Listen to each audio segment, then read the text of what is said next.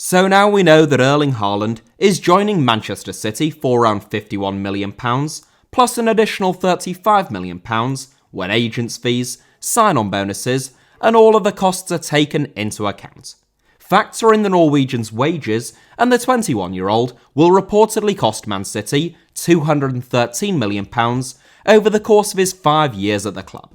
And whilst those numbers may sound astronomical, because, they are, in the current market, it is difficult to conclude that Haaland is actually anything other than a bargain, and you will do well to find an FPL manager who doesn't have him in their starting 11 next season, even if he becomes the most expensive forward on the game.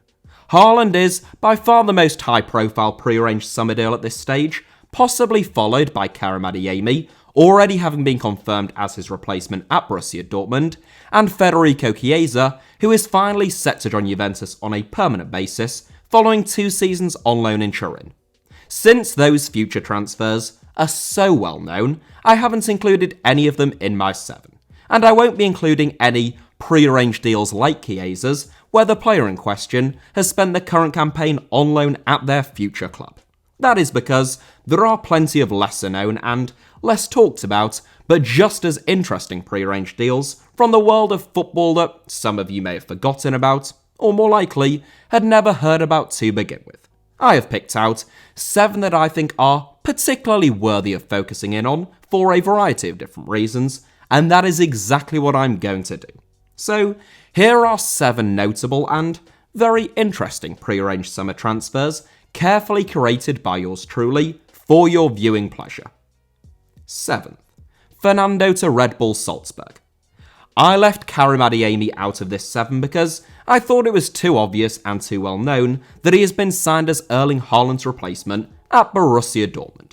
But lesser known, perhaps, is the man who will replace him at Red Bull Salzburg. Whilst Red Bull is probably most famous for being the worst choice as a mixer on a night out, one thing that they have certainly mastered is youth development and recruitment, not least at their first franchise in Salzburg, along with their feeder club FC Liefering. Given that in the last few years alone, Salzburg have sold the likes of Adeyemi, Haaland, and Leicester City frontman Patson Daka, when the Red Bulls sign a young centre-forward, it tends to be worth sitting up and taking note. In Slovenian international Benjamin Šeško, and particularly the prolific Malian Sekou Koita, Salzburg are already well equipped in forward areas, despite Adeyemi's sale. But this summer, they will add Brazilian forward Fernando to their ranks. Aged 23, Fernando was born in Belo Horizonte, and he made his first team debut for Palmeiras as an 18-year-old, not long after Gabriel Jesus left the club. In 2018, he signed for Shakhtar Donetsk, and last year, he spent half a season on loan at Sporting Club de Portugal. Since the Russian invasion of Ukraine, Fernando has been training alone back home in Brazil, and with no end to that conflict in sight, it is distinctly possible that Fernando will be the first of many Shakhtar departures that we can expect over the next couple of months. Lightning quick, Fernando only scored 12 goals in 69 appearances for Shakhtar, having struggled with a couple of injury setbacks. But his movement is such that you wouldn't bet against Salzburg's coaching team, turning him into a real animal in front of goal. Fernando reportedly cost Red Bull Salzburg a shade over £5 million. So, less than 6 times the amount that they receive for Adeyemi. And though he is already training with the Austrians, he won't actually be registered as one of their players until the end of June. 6th, Matt Turner to Arsenal. Not to be confused with the fictional character Matt Turner, who played a police officer in the recently discontinued Australian soap opera Neighbours, according to Wikipedia, who, oddly enough, still probably would have turned out to have been a better signing for Arsenal than Willian. The Matt Turner who will actually sign for the Gunners this summer is neither a police officer, nor is he fictitious, which I think you would have to agree is a strong start. He also isn't Australian, though whether that is a positive or negative is probably a bit more of a contentious issue, but Turner is an American. And like most decent American footballers to have played in England, he is also a goalkeeper. capped 16 times by the USMNT, with whom he rivals former Aston Villa goalkeeper Brad Guzan and current Manchester City deputy Zach Steffen for a starting berth. Just like former United States and Premier League favourite Tim Howard, Turner was born in New Jersey. An MLS player since 2018, now aged 27, Turner really shot to prominence in 2021, when he won the MLS Goalkeeper of the Year award, was named in the MLS All-Star and Best 11, and won the MVP award in the MLS All-Star game, having been the hero in the penalty shootout against a Liga MX All-Star lineup. Also in 2021, Turner started all 6 games as the United States won their 7th CONCACAF Gold Cup, winning the Golden Glove and making the Best 11 at that tournament as well. From that point on, it always looked like it would be tough for New England Revolution to keep hold of him, and so it proved. Arsenal agreed a deal in February, which will see them sign Turner for an initial $6 million with $4 million in potential future add-ons, to sign the American on July 1st of this year. A well-rounded keeper who looks like decent value for between £5 to £8 million, Turner will almost certainly come in as an understudy to Aaron Ramsdale, most likely paving the way for Bernd Leno's departure. 5th, KHVICHA to Napoli. There are literally hundreds of pre-arranged summer transfers, which means that I could have bottled it and picked someone else with a slightly easier name to pronounce, but I thought KHVICHA was worthy of an inclusion, so I decided to give it a bash. Hopefully, a lovely Georgian subscriber will be on hand to call me a degenerate for my attempt in the comments. Another victim of Russia's invasion of Ukraine, albeit far from the most harshly of impacted victims of course, KHVICHA was playing for Rubin Kazan prior to Russia's invasion, having called the Russian city home since 2019. However, one of the consequences of Putin's invasion was that FIFA gave a thumbs up for any foreign footballers based in Russia to unilaterally suspend their contracts, becoming free agents, and therefore free to sign for any other club. That was bad news for Rubin Kazan, as KHVICHA was one of 4 of their foreign players to exercise that option. But it was very good news for Georgian champions Dinamo Batumi, who were able to sign one of Georgia's best players completely free of charge. Not only have they had 5 goal contributions in 7 games out of him to date, they will apparently receive a £9 million fee this summer as Kvaratskhelia heads to Napoli. The Georgian will replace Lorenzo Insigne in Naples, another man whose next destination, Toronto FC, has already been confirmed, which I figured was just a little bit too high profile to include. Replacing Insigne, who will soon become the highest paid player in all of Major League Soccer, will be no mean feat, even if the Italian is no longer quite the same player that he once was. An immensely skillful and gifted wide man, Kvaratskhelia is still only 21, and given the combination of his backstory and his potential, which I think is significant, I thought he was worthy of a spot in this 7, despite the name which is difficult to pronounce for an uncultured troglodyte like myself. 4th, NIKLAS to Borussia Dortmund. Almost certainly the most high-profile and well-documented transfer in this 7, whilst no doubt many of you will be aware of the fact that NIKLAS will join Borussia Dortmund next season, the disparity between the size and significance of this deal, at least as far as I'm concerned, and how little attention it appears to me to have received is the primary reason why I chose to include it. A very unfortunate footballer in some respects, I thought Zula was the outstanding centre-back at Bayern Munich at the start of the 2019-20 season, and among the most formidable in all of Europe, aged only 23.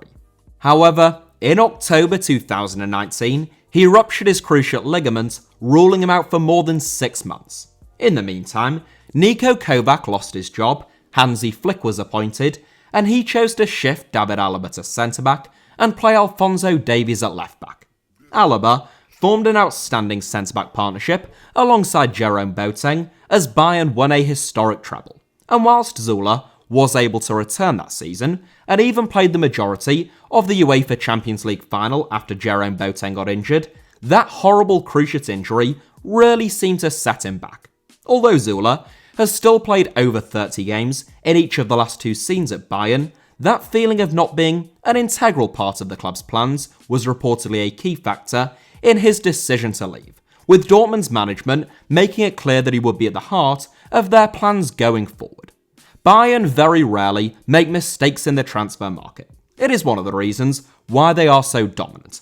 But losing an outstanding centre-back, who is still only 26 years old, to your closest title rivals for nothing, well, that may well prove to be one of those rare mistakes. Bayern captain Manuel Neuer is among those to have voiced his own displeasure with Süle's departure. But from a neutral perspective, if the massive centre-back can make the Bundesliga more competitive by weakening Bayern and strengthening Dortmund, that will make German football a lot more entertaining next season. Third, KLAUSS to St. Louis City SC.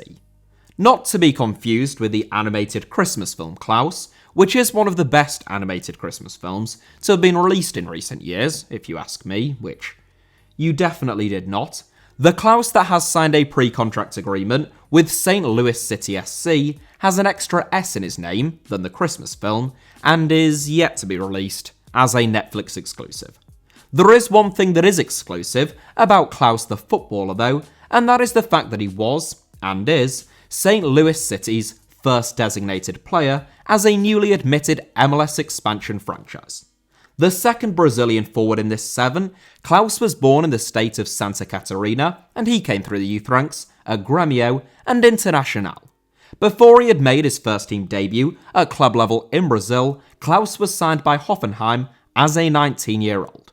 In more than 5 years contracted to the Germans, KLAUSS has only actually made 10 appearances in the club's first team, and only 4 in the Bundesliga, having spent 18 months in Hoffenheim's reserve teams and having had 4 stints out on loan.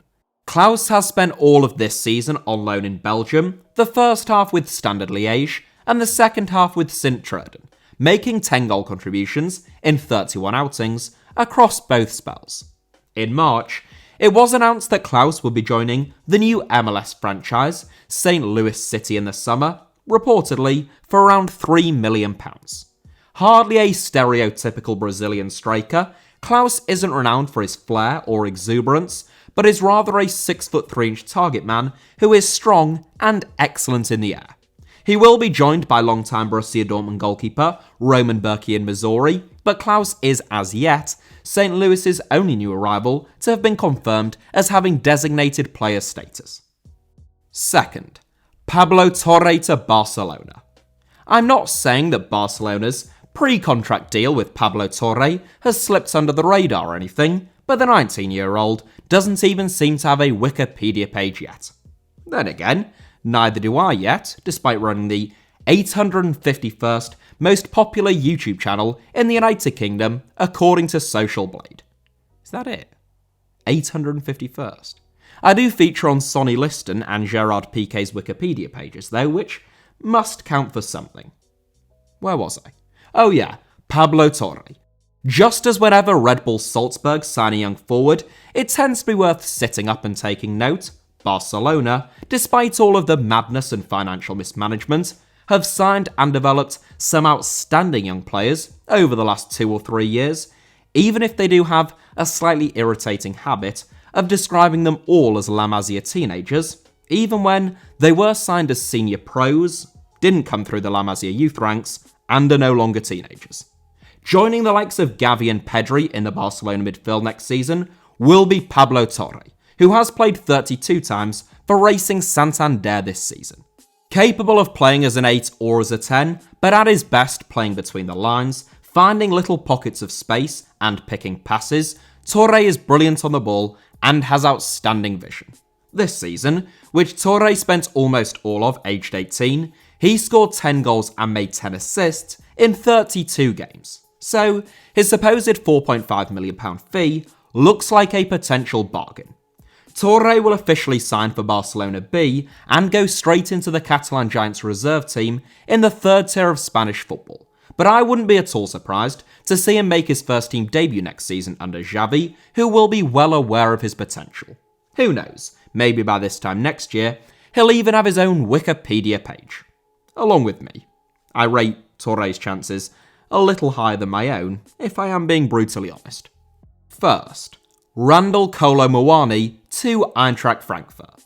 It must be said that this 7, as I'm sure most of you have realised by this stage, is in no particular order, but Europa League finalists Eintracht Frankfurt are an interesting club and one that I'd love to make a documentary about in the not too distant future. So I thought I'd end with another player who I think is testament to their smart recruitment.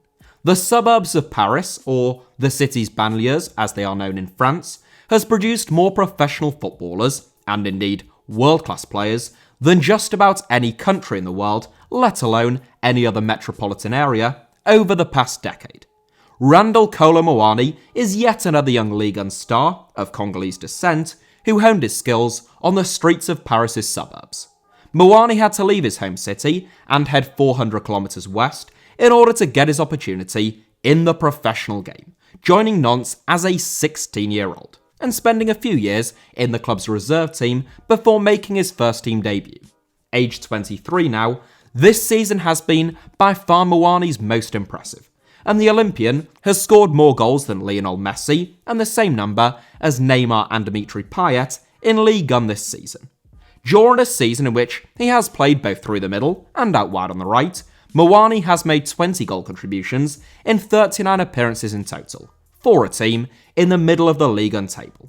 Unsurprisingly, the skillful, inventive, and now highly productive forwards talents have not gone unnoticed, particularly given the fact that his contract at Nantes was coming to an end this season. Following a drawn-out transfer saga, which included complaints by Nantes that Eintracht had tapped up their young forward and entered into contract negotiations with him before they were contractually allowed to, MUANI agreed terms with the Germans in January and signed off on a pre-contract deal, which will see him link up with Oliver Glasner's side this summer. To sign a player of MUANI's talent, age, and ultimately value for nothing is an absolute steal, and Nantes' loss is most assuredly Eintracht's gain. So those are the 7 that I picked out. There are loads of others that I could have mentioned, including some that are even bigger deals, on the face of it at least.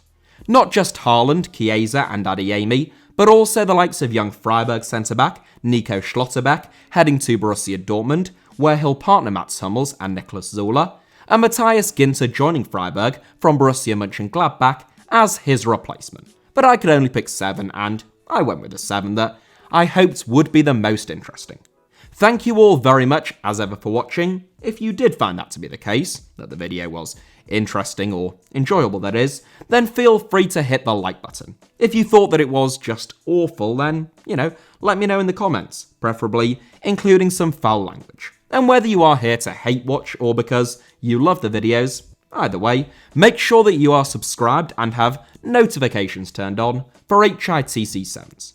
You can also find me on social media, on either Twitter or Instagram, via the username @HITC Sevens on both, should you wish to do so. Have a fantastic day.